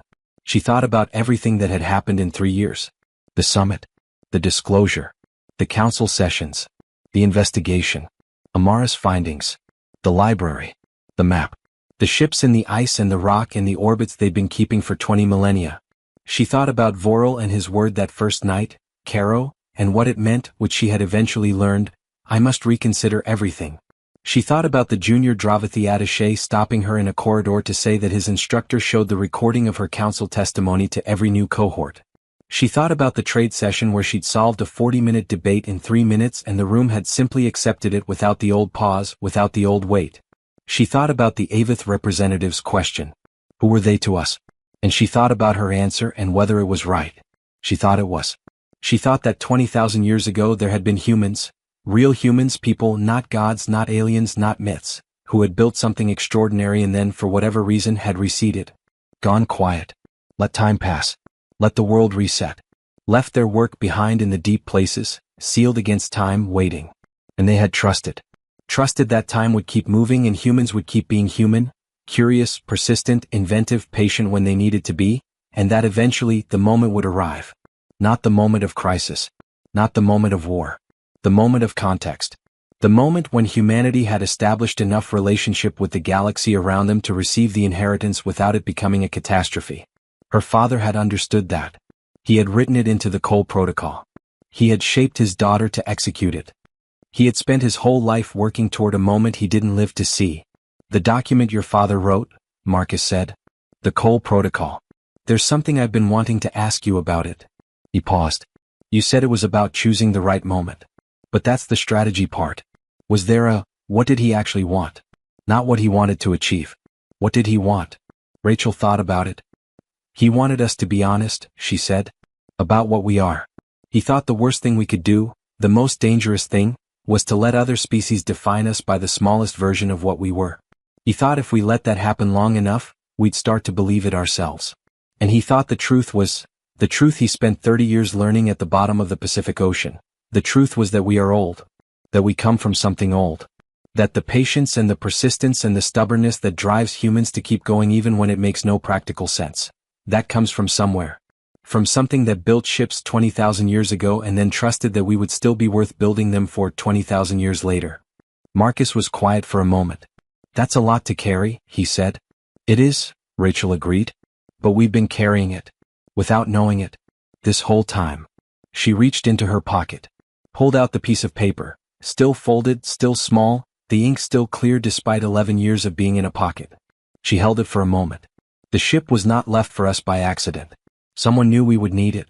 Trust that. She had trusted it. She was trusting it. Every day, every session, every room she walked into. She put the paper back in her pocket. What happens now? Marcus asked. Now, Rachel said, we find the rest of them. All 41 locations. All the ships. We learn what the library says, the full library, not just 12%.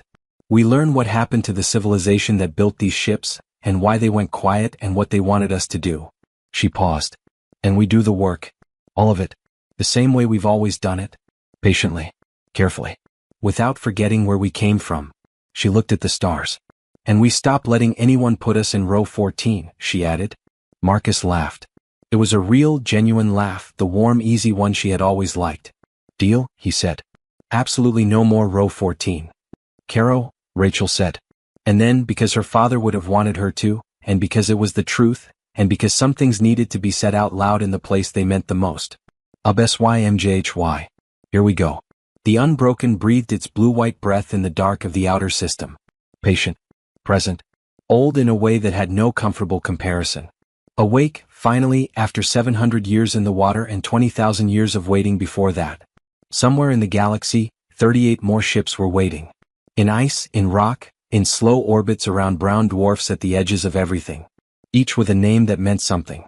Each sealed against time. Each ready for a hand, a human hand, to open them. Somewhere in a vault in Geneva, a library translation was reaching 14%. Then 15. Then 20.